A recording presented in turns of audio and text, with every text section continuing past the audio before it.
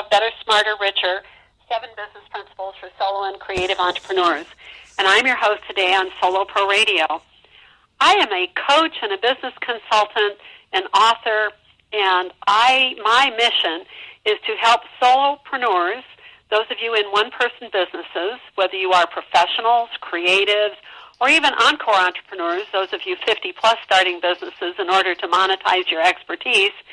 My goal is that all of you become even more financially successful. And I do that through my book, Better, Smarter, Richer, which you can find online at my website. Guess what? Better, Smarter, Richer. And also through my newsletter and through my coaching. We offer study groups around the Better, Smarter, Richer program, which is a fill-in-the-blanks workbook. I'm going to get you thinking differently about how to make money doing what you do and do so well, and how you turn that into a flow of income for yourself and improve your wealth and your financial stability and your well-being in the world. And so what I've created is an online course for Better, Smarter, Richer. It's available at www.opensesame.com. And also to come are a series of online classes. I just completed the first one. It will be available by the end of the month. It's called How to Charge What You Are Worth. Hopefully you'll tune in, go to the website, sign up for our free newsletter, read the blog. You get to meet a whole bunch of other solos just like yourself. And you can download the free ebook outlining the basis of the 7 principles in the book and in the study group. So today we're fortunate to have as our guest Aaron Murphy. He's the owner of ADM Architecture. Aaron is a licensed architect in Washington State. He says his industry has changed dramatically in the last 5 years due to the downturn in the economy, which practically stopped building and certainly architecture in its tracks. The change in the market caused Aaron to synthesize his own life experiences and observations into a new path for his firm. Years before, Aaron had struggled while watching the serious decline of a beloved grandmother with Alzheimer's. Then he later began to see situations where elders were forced, because of their age, into living situations where they had little freedom of action and lots of expenses, no income. Tying it all together, when Aaron has now had to reinvent his business, he focused his practice on the concept of aging in place. And that's what we're going to talk about today. Hello, Aaron. Hi, how you doing? Thanks for having me. Oh, I'm just delighted. I'm looking forward to our conversation today. So, Aaron, talk to us about what led you into architecture in the first place.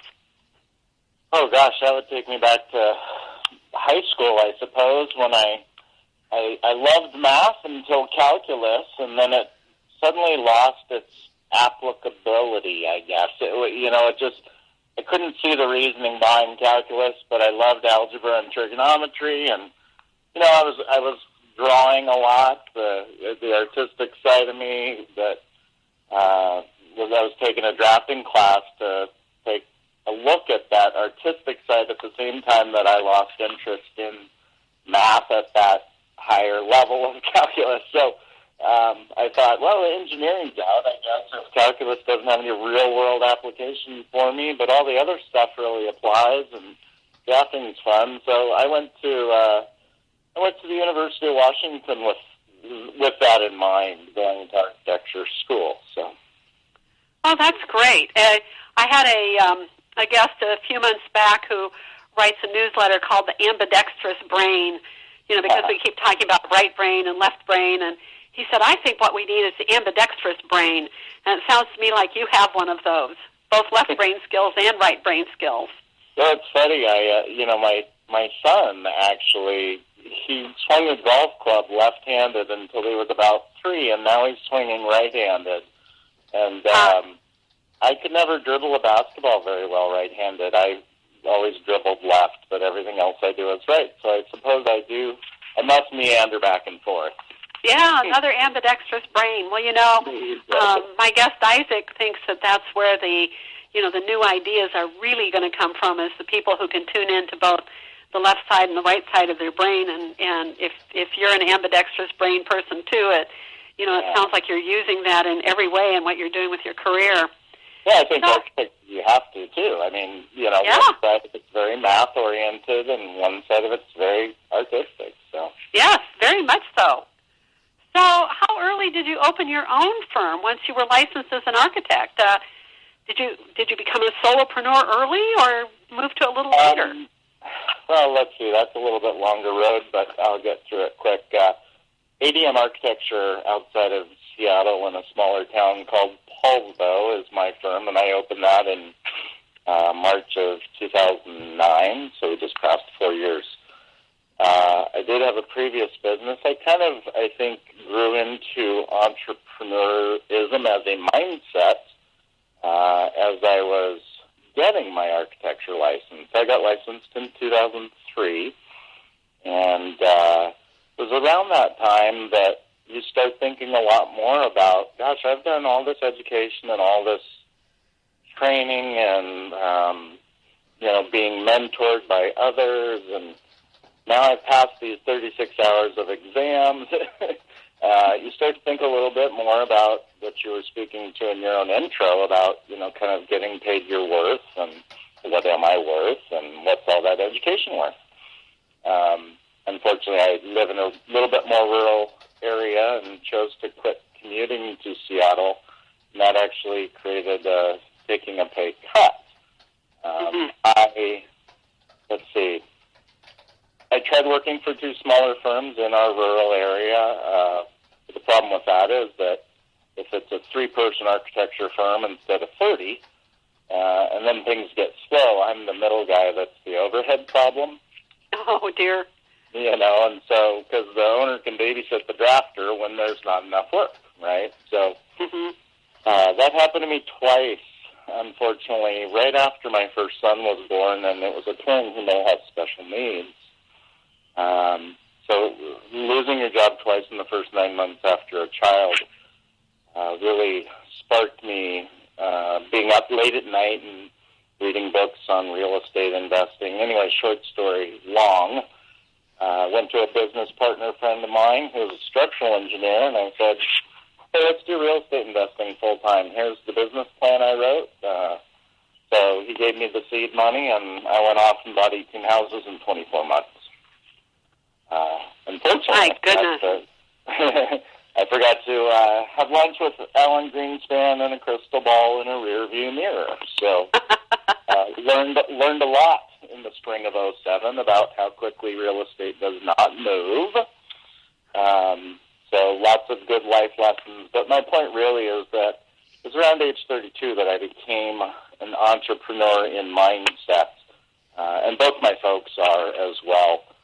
They've both taken a product kind of from a local to a national level out of the Vancouver, Portland area where I grew up. So my firm's been open, to go back to the original question, for a little over 4 years, but it's my second business venture. So there you go. Wow. Okay, it sounds like you have learned a lot of things in the School of Hard Knocks. So you not only had all that education, but then life has taught a bunch of lessons, and you've synthesized that all and put it together in ADM. That's what it sounds like to me. Very true, very true. In fact, as I was fortunate to be an architect coming out of school right within 2 years of the .com era. So as a commercial architect still living in Seattle, working for that 30-person firm, I was very fortunate to, have a 6-figure 401k at age 28. But as I was, pumping 50 grand out of that, trying to save the real estate venture, my father's point when I finally said, hey, I've got like 9 months worth of holding power left, and this is not going to resolve this, meaning the housing crash and the financing debacles and all of that. I said, this isn't going to resolve itself in 9 months. I got to pull the plug. And he made a really good point to me. He goes, Aaron, look at it this way. He said, nobody looks at the diploma on your wall anymore, right? You're far enough out of school. The way you talk speaks your education. So for 50 grand, you just got a master's in real estate and a master's in business. You know what I mean? Go use it. Go back to architecture, use what you know, and be better than everybody else based on all the new information you have. What a great piece of advice that was. Yeah. What a great piece of advice. Wow. Talk about reframing, right? Yeah. 2.5 for 50 grand versus you blew half your 401k that you spent 8 years building. Yeah, right. It's a reset for your brain. Yeah, it was a reset. And what an education you got! Oh my goodness, that experience learning is totally invaluable. Totally. Yeah, better than the schooling education, actually. Totally true. I mean, nobody could tell me that you can sit in a classroom and be remodeling 2 houses while you're buying one and selling one at the same time. I don't think that happens inside the class. I don't think so. Yeah. So it sounds like, however, you've landed on your feet when you reinvented yourself and opened ADM, that you've started focusing your practice on aging in place. So what does that mean exactly? Sure. Yeah. So again, having been a million square feet of commercial office space, ADM does both commercial and residential. In an economy where financing is trying to figure itself out, there's a little less commerce activity, although it seems to have picked up this spring. So one of the things I was looking to figure out was, how can I be different and true to my passion, because you have to want to get up in the morning and do what you do. But how can I be different than the other architects in a small couple of towns over here outside of Seattle across the ferry, and not be competing for necessarily, the $3 million waterfront house project, which comes down to politics in a small town and who's been here 20 or 30 years. But where's my passion lie? And I really kind of meditated on that. And it took me back to a couple of experiences, 15 years apart. One was watching my grandmother, which I think you mentioned in the introduction. When I left for UW, she was traveling the world as a master's level bridge player. She was 5'9" and, full of piss and vinegar, excuse my French, but out just enjoying her, her encore life, her retirement living. But by the time I got home from architecture school 4 or 5 years later, coming home quarterly just from Seattle to Portland, I got to, unfortunately, I guess, witness every step of the deterioration of first osteoporosis and her going from 5'9" to 5'2", but also when I got home with a college degree, she didn't know who Grandpa was, and she was trapped in a hospital bed in her living room in a split-level 70s home. At 21, 22 years old, you don't really want to think much about Grandma's medical stuff. But coming out of architecture school, what I noticed is that, hey, the house is broken. The design of the home does nothing for her as she goes from walker to cane to, or walking to cane to walker to wheelchair. And eventually they did get a stair chair, which is the one you sit in and it takes you up and down the steps. But a split-level 70s home, the laundry room's downstairs by the garage, bathroom and bathing facilities are all upstairs. And she's stuck in the middle on the floor that she can, be on. Right. So for me, it was an aha moment for housing as it relates to what happens to us in the last third of life. And every situation is different for every person. So then I wrote a couple summers ago, I guess this was 2009, when I got certified by the National Association of Home Builders for what's called CAPS, a Certified Aging in Place Specialist. And my reason to pull the trigger on continuing my education in that area was I rode a scooter for the summer in 2009, and, that's like 7 weeks here in Seattle. And then it starts raining, and I'm like, I better get on Craigslist and get a roof over my head. And so these two 60-year-old children brought me a car, and I'm like, whoa, that kind of surprised me. That means that, they're my parents' age. I said, whose car is this? Oh, it's our mom. She's 94. She finally gave up the keys. I see. Where does she live? They mentioned an assisted living place on the water in Silverdale, Washington, near me. And I said, I'm doing a little market research. You don't have to answer this question, but do you mind if I ask what that cost you? And their response just floored me. It was $150,000 out of pocket and $8,000 a month. Wow. Now, this was right at the end of 08, 09, where the stock market went from 14 to 7, and I said 7,000 points, and I said, well, my 401k, the 201k, isn't yours? I mean, who can afford that? And they just kind of shrugged and tried to smile, and I just put those two things together, right? My grandma's house, which is where she wanted to stay, and she didn't end up having in-home care, first 8 to 5, and Grandpa would do evenings and nights, and eventually she had round-the-clock care in the home. And then I put that coupled with what's the alternative and the price these folks were paying for the alternative, and I said, wait a minute, this needs to be looked at much, much deeper. There's got to be a solution. So aging in place is the idea that we should be able to allow you to be empowered to make your own housing decision, and 89% of those polled by AARP would say, as a first choice, they would like to age in their own home. Okay? Yes. So aging in place says you should have that right, and we should empower you to make that decision, regardless of changes to your physical or cognitive abilities, to the best of our ability. Now, there is a time and a place for every one of us, some point down the road, to go to assisted living or independent living or a nursing home, and maybe you do choose that just because you want the social life and you want someone else to cook. But most of us first say, let me stay home as long as possible. It's my house, they're my things, it's my family and community, my neighborhood. So that's what we're working. That's why we're doing what we're doing. Wow.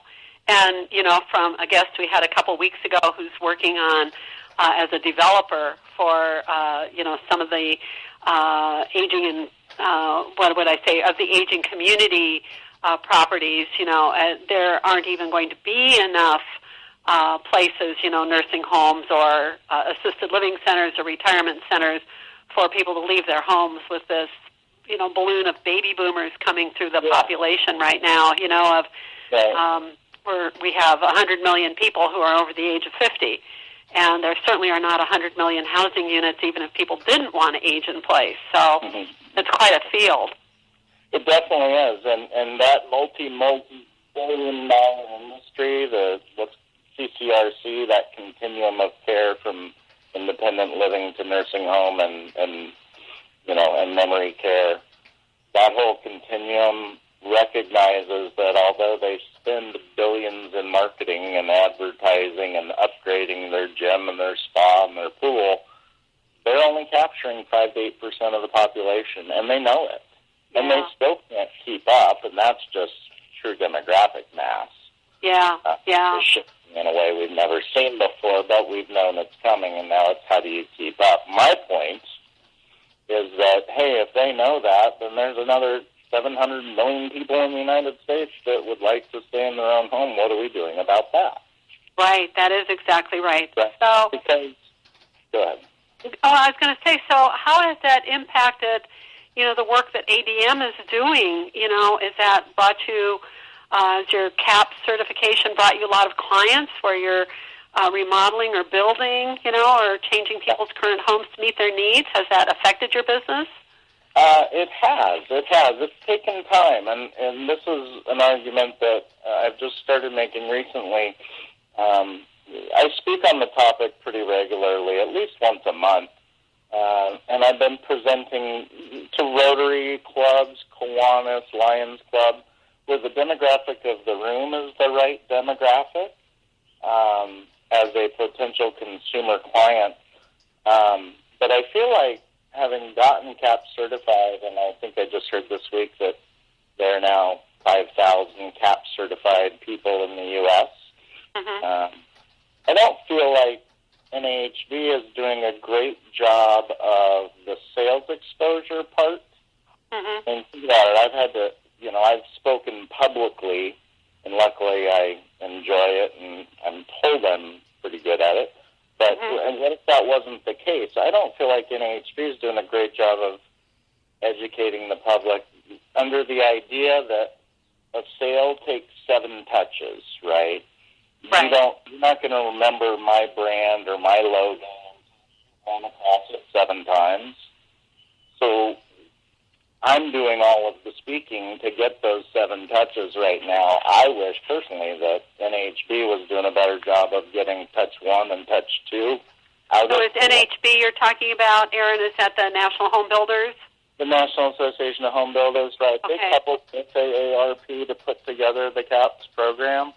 Mm-hmm. I guess my point really is just that it is a challenge and it is a non-billable time commitment to believe as passionately as I do to speak for free on a regular basis.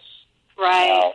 Now, there's the B2B side, too, the business-to-business, where, I could probably get into the paid speaker circuit, and that would be fine. I wouldn't mind having that be a part of my income. But to answer your question, yes, after 3 years of public speaking in my Tri-County area, I've done 2 forever homes that are new construction that either, have an elevator and heated floors, and really, in fact, that client referred to his final waterfront home as his mausoleum. Oh, my. Jokingly, but that's his point. I will die here. But it's also proof of how adamant people are about where they're going to be. I've had other houses that I've designed that are adaptable. And what I mean by that is we've done things under floors and behind walls in the way we frame a house so that you could put in a standard tub now, but put in a roll-in wheelchair tile shower that slopes to the drain later. Uh-huh. So that the remodel, when the time is right, because we're all in denial about getting older until it's a little too late, that seems to be the MO. That's not surprising. I mean, Vegas wouldn't be what it is, and the airline industry wouldn't be what it is if we didn't make certain decisions under certain normal psychological parameters. Yes. But anyway, and it's normal to not say I'll never be. I have a client who's a grief counselor, and she says that the biggest secret in America is that we are going to get old and die. Right. I think you are so correct, Linda. I know. And I have to go out of my way. We do a blog talk radio show, myself and a CAPS certified interior designer. I co-host with her, and I tell people, even when I speak, I say, hey, if you can't laugh at yourself, laugh at me, okay? But I am going to lighten up this topic. We're going to have some fun. But guess what? You're going to walk away knowing more than what you did before you met me. Right. About what we should be doing to prepare. And then if you don't do anything about it, I can't fix that. But I am passionate enough to share the info. So. In classes that I teach for our Small Business Development Center, I say to people, because I do a lot of the finance classes, because of my own background. I'm a recovering CPA, so I have that left brain, right brain thing as well. And I say to people, if you're lucky, you're going to get old, and you have to plan for that. And they look at me like, oh my gosh, nobody's ever said that to me before. And I say, if you're really lucky, you're going to get old. And I want people to start thinking of it that way, and I think there's a big movement for people to begin thinking of our older population as an asset, not a liability, but an asset because of, all the creativity and ideas and experience and life wisdom that they're bringing to the table. And because of the baby boomers are really starting to frame it that way. The baby boomer population is such that it's changed everything it's ever dealt with, as they've gone through life. And I can't imagine that they're going to let turning 50, stop them. No. They're really proving that to be true. And you're absolutely right that they're changing the face of aging. We as a society, we've, added 30 years of longevity to our lives, another third of life just in the last 100 years. Yes. Which is more than we've added in the previous 5,000. Yes. being. So, I mean, what we do with this newfound third of life that never existed until the 1900s is, of course, unknown territory. I think there's a stat, it's either half or two-thirds of the people that have ever turned 65 in history are still alive right now. Yes, isn't that amazing? It's a brand new realm, and you saw it in Chicago. In fact, it's funny you point that out. You know, Patrick Brodeen titled our presentation, the one that he and I and Louis Penmalm did, The Upside Risk of Aging in Place. And the very first thing he did was define risk. And risk, in our heads, is minimizing, taking action to minimize a negative outcome. Well, why only when we turn 65 are we making decisions that are about minimizing negative outcomes? That's actually how we're treating the population. But we don't do that to 8-year-olds, right? I don't tell my son, hey, I'd love to have you play baseball, but you might get hit in the head, so I'm going to, put you in cellophane wrap and leave you on the couch. But you do give him a helmet. Right, and with a helmet, of course, right? And 3 straps for your chin. Right, we don't do that to anybody else. And yet, for lack of knowing what else to do, that's our current MO about how we treat people in the last third of life when, like you said, they are actually really at their highest value while cognitively available to provide, and Alzheimer's a whole other huge challenge. Right. But they have a lifetime of experience to bring, to bring to the table. Lots of wisdom. Yeah, and my father's a great point about the encore career. He's, 40 years as a software developer. He, wrote the software for the billing of the oil jobber trucks and blah, blah, blah. Anyway, the point is he created a national product in a very narrow niche, and it allowed him to retire comfortably.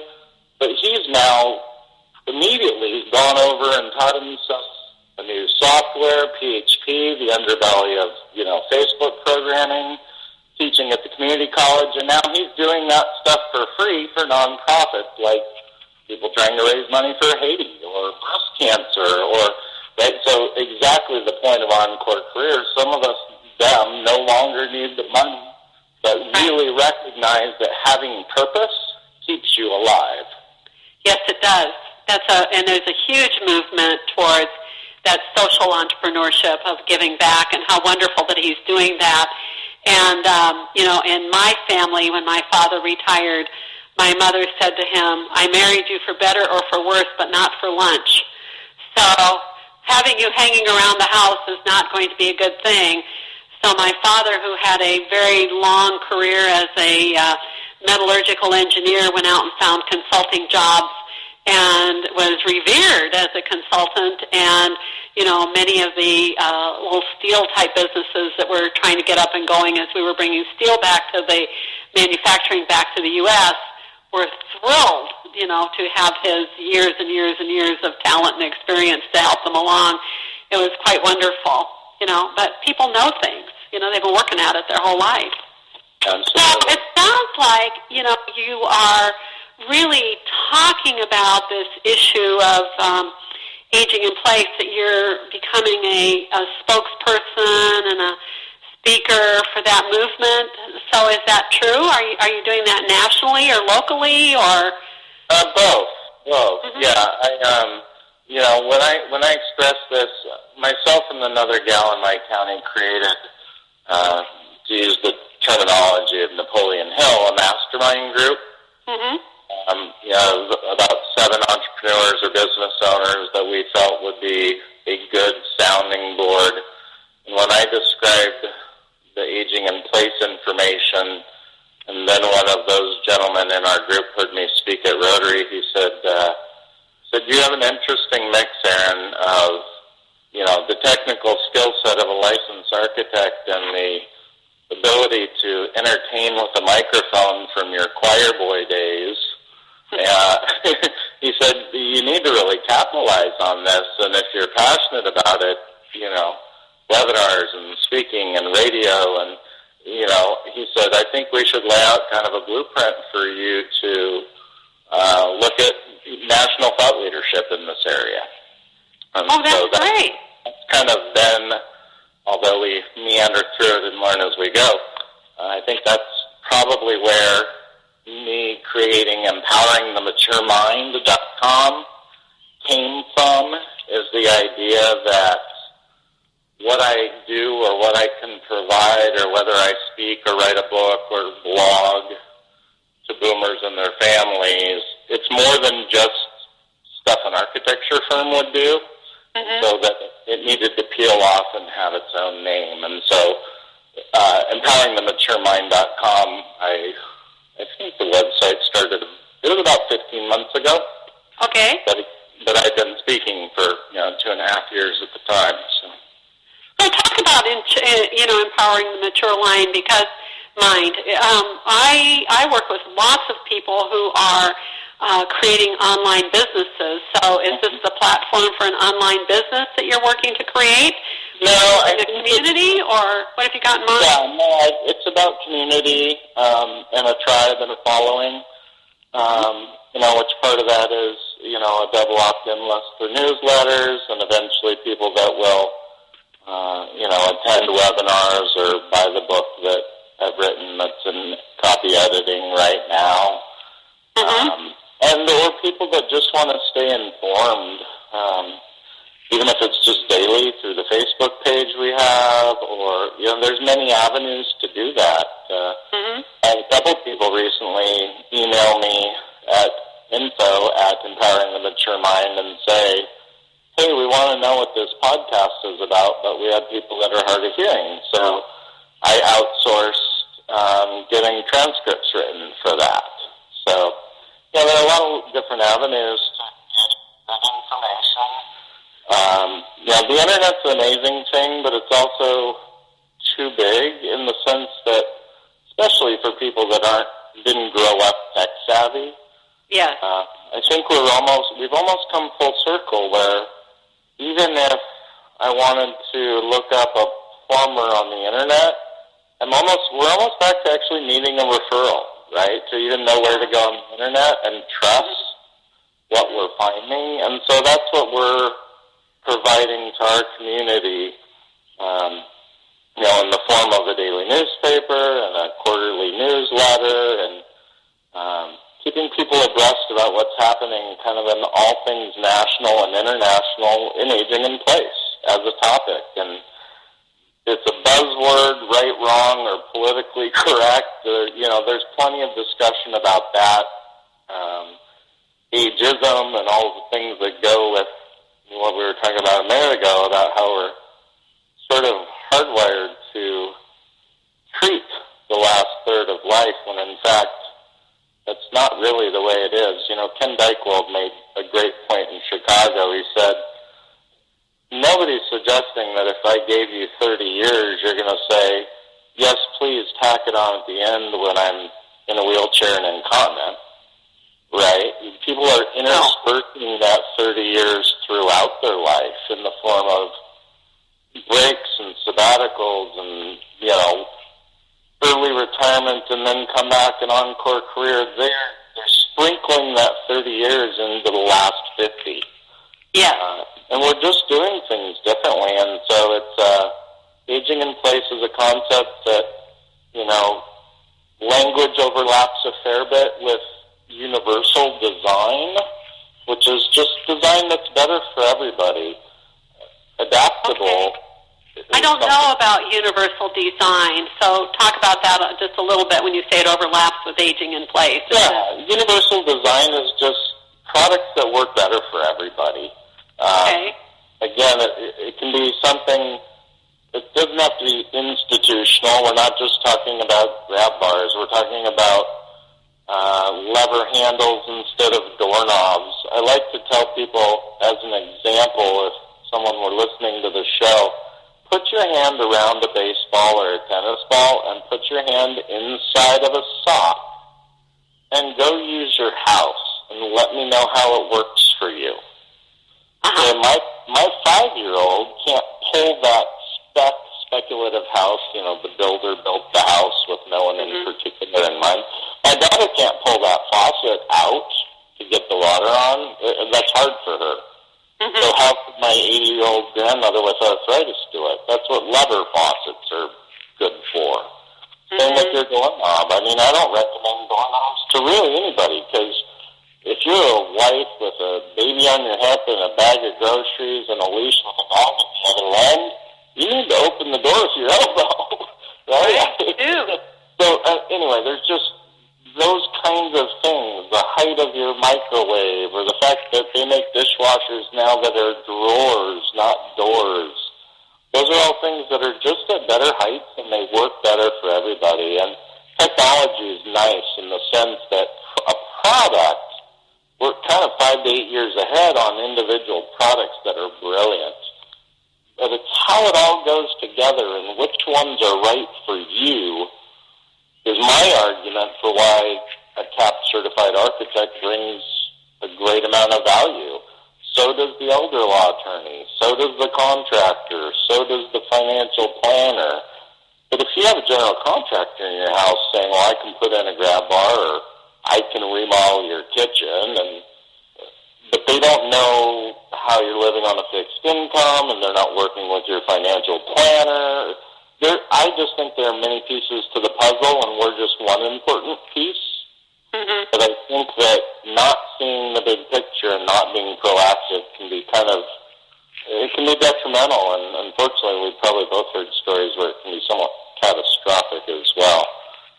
So you're really good, Aaron. I can tell you've done a lot of speaking at this and about this, and you're really doing a lot. Are you finding this is growing, that more professionals are coming together and connecting the dots and speaking together and looking at the big picture and thinking about not only the financial wherewithal of somebody, but also the levers on the doors and the heating system and what happens with counters. Is this beginning to happen more, where when you have a project you're also talking to those other people, or the other people bring you in to maybe talk about a building remodel or what can go on? Is that happening more? It is. It's just starting to. Again, Louis Tenenbaum. Louis is kind of called the guru of aging in place. He did his first accessible bathroom remodel in 1988, and there wasn't even a term for it then. But what now, this much later, Louis points out that the big challenge is that for us all to quit working in silos without recognizing all the systems that need to overlap and work together. Yes, I'm getting a little bit of everything you just said. People that are asking me to be on the radio show to talk about it, or be in a webinar with them, or request to speak. They heard me at Rotary, but now they want me to speak at Seattle Puget Sound Financial Planners Luncheon. So there is some of that happening. More often than not, I'm the lead voice, though, to say to a client that's never even heard the term aging in place. Great example, I had a client that I met with at, Starbucks last Saturday morning.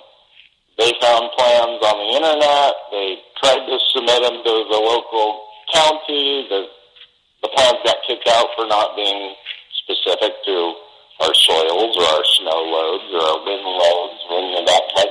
They didn't know that. So they called me. But when we sat down, I said, hey, wait a minute. I said, is this your last house? And if so, do you realize how tiny and tough to move around this internet plan is in your bathroom? Right? And it started a whole other conversation about what could be. Not what we have to accept. Okay. And, you think about it. I'm sitting in a house that was a spec-built house. Speculative means built by a builder. Someone buys it after you build it, right? Not custom. The challenge with suburbia and spec house suburbia is that But all those houses were designed with nobody in mind, and they were designed to maximize heated square feet, i.e. sellable product for the builder, on the smallest lot footprint, i.e. the builder got as many lots out of the land as he could, and then tried to put as much house on each lot. Well, what does that do? Minimizes the yards outside and all the setbacks, and then goes up a story to get all the square footage to make enough bedrooms and bathrooms. Right. Oh, exactly. Make a sellable home. But it doesn't think about what we were just talking about, where the age triangle just flipped over for the first time in the history of man. Yes. So, anyway, my point, I said it more than once already, is that in my mind, the current housing design stock is broken for the next 30 years and what we need. Mm-hmm. Boy, that's a big message, and there's going to be a lot of pressure onto the system, isn't that? Absolutely. Absolutely. Yeah. So is your community growing under Empowering the Mature Mind? I mean, how many people are tuning in to that website, and how is your tribe growing? How's that working? Yeah, it's gone pretty well. I think, at a year, I don't know, we're over 100, under 200 for that sort of double opt-in community that gets that additional special information. We're going to be growing into, webinars. I think the business-to-business discussion is important as well. I think there are a lot of people saying, I'm CAP certified, now what? Yeah, right. Or I'm a certified senior advisor, now what? Yeah. Why isn't my phone ringing? It's so clear to me, that's why I got my CSA or my CAPS, how important this is. But I went and got it. Well, how come I'm not busy now? Doesn't everyone get this? The answer is no. Yeah, they don't. They don't. Right. I would agree with you. Getting certification is just the beginning, and the next phase is educating and knowing where to be to help. Yes. So. Yeah. And that people are aware of you when the problem or the issue comes up in their own lives, and somebody in their circle knows that you're a resource where they can go and talk to them. It's happening in what I'm talking about too, of entrepreneurship.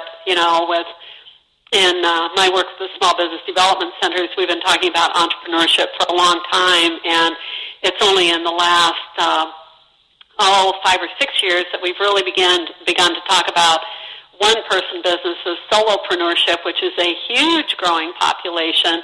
And then it's even more recent, only in the last 2 or 3 years, that we've really started talking about the concept that the Small Business Administration calls encore entrepreneurship, which are, the people 50-plus who are starting businesses.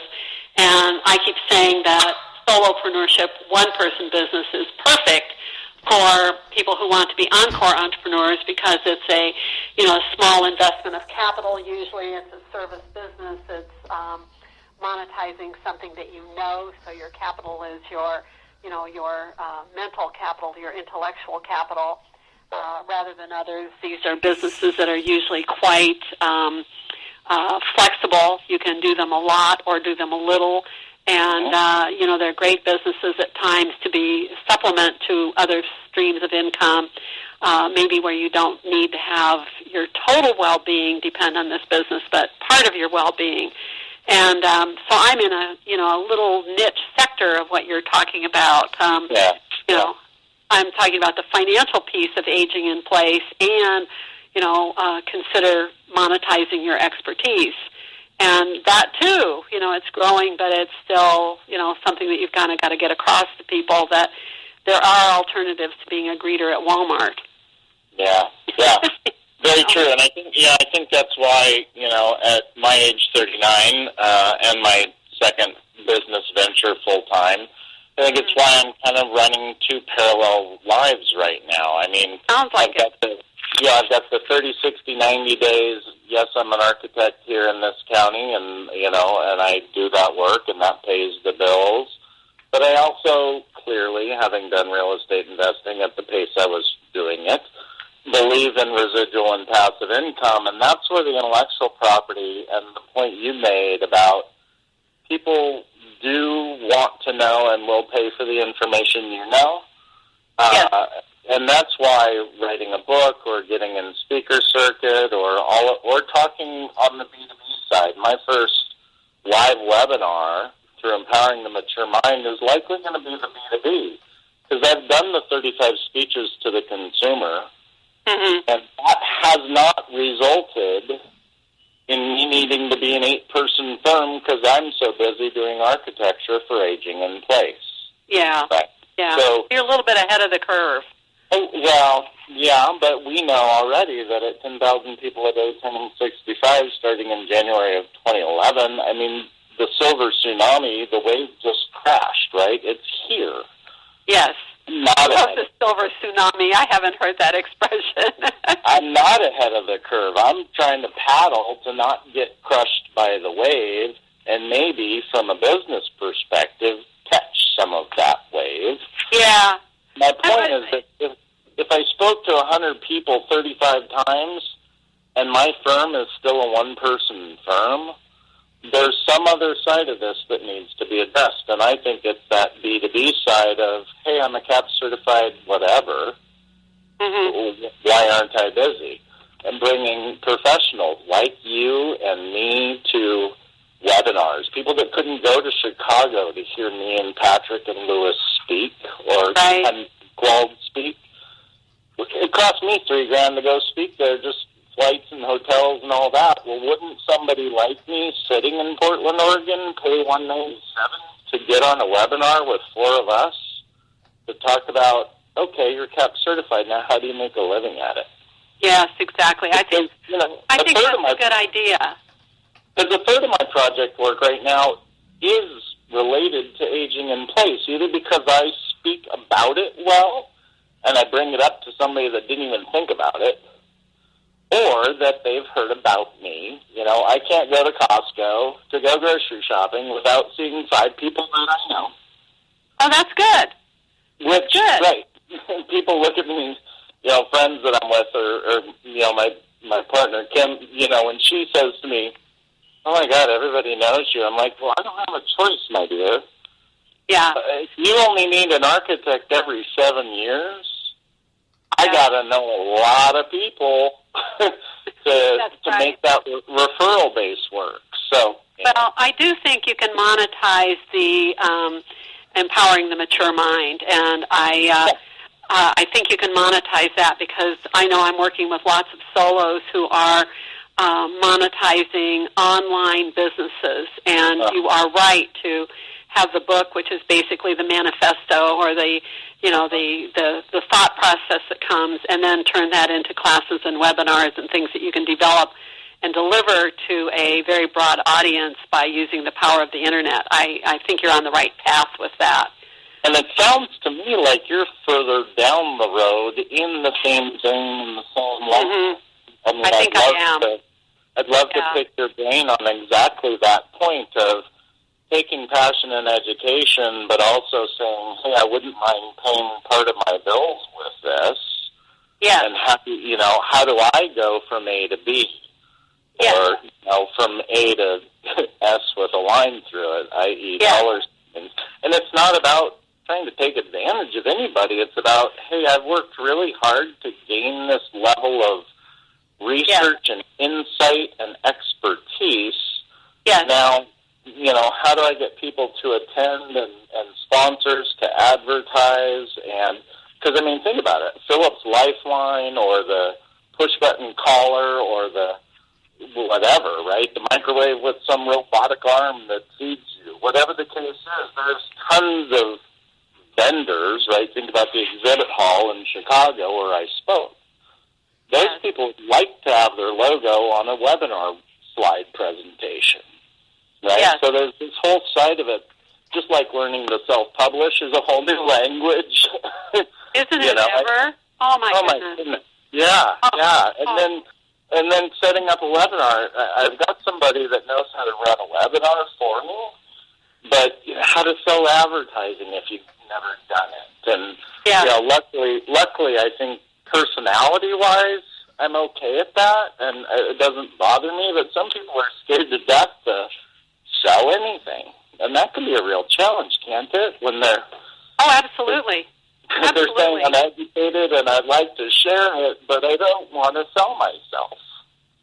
I just think that you are, the perfect person to be talking about how seniors and how people can monetize their online businesses. And we will have further chats about this, Erin, because there is definitely a process to go through, and it does work, and it does happen, and I love your specialty. I think there's a huge need for it. But, we're almost out of time, so I want to give you a chance to plug your particular business and your website. So can you tell people how to get hold of you? Yeah, absolutely. So the easiest way with regard to our conversation today on aging in place, the easiest place to start getting resources and information is at www.empoweringthematuremind.com. And that is, for lack of a better term, that's basically our kind of our residential outreach program that started from ADM Architecture about educating baby boomers and their families, both the kids and the parents, because they're going through this right now. Caregiving for their parents and then turning around and saying, well, I don't want to do that to my kids, etc. Right? So anybody over 40 this applies to, and especially women, because women over 40 make house decisions and medical decisions more often than not. So empoweringthematuremind.com. If you wanted in the Seattle area, or I do have the ability for people that are more technologically advanced to really do a home assessment anywhere in the United States.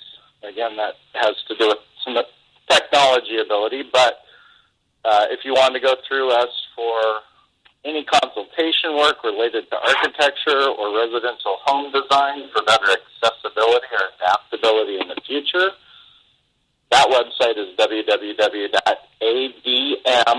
like my initials there in David Murphy, adm-architecture.com. My phone number is on both those websites, so is my email. That's probably the easiest place for you to start information-wise.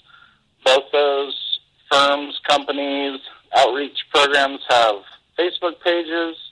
I'm on Twitter, Aaron D. Murphy. That is my Twitter handle if you want to follow me there. And yeah, it'd be great to have anybody that wants the quarterly newsletter and get information about webinars and all that sort of upcoming information and resources to just sign up for the newsletter at empoweringthematuremind.com, and that'll get you kind of into the tribe and the following of people that care enough about this and planning for their families and their loved ones, and they're making empowered decisions about their housing. So I hope that helps, and gosh, it's really been a pleasure to be on the phone with you today, and I know that our conversation is going to continue. That's just terrific, Erin. I've just loved having you given us a lot of food for thought and opened a lot of eyes about, how a house works to support you or not support you, and to remind us all that if we're really lucky, we'll get old, and when we are, as we get old and physically older, we've got to think about how, our dwelling units and our tools work for us. And I just want to thank you all of our listeners for tuning in today, and remind you this is Jackie B. Peterson.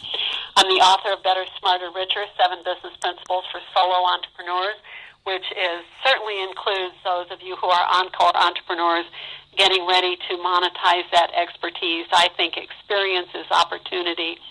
And I hope you'll go to my website, bettersmarterricher.com, and you can download my free ebook and sign up for the online program of working through the Better, Smarter, Richer course, and stay tuned for some great online courses that will be coming our way in the next month or so, beginning with how to charge what you're worth. And also, I hope that you will tune in next week when we're going to have a great author with us on our radio program. So tune in at that point. We have more discussion to go. And you can always get our programs focused on solopreneurship at soloproradio.com. Thanks again. Have a great day. Goodbye.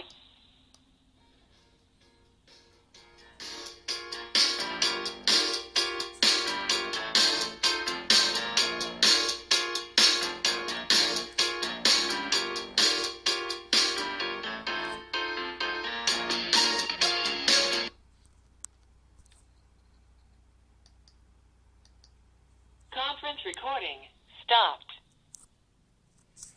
Aaron, great job.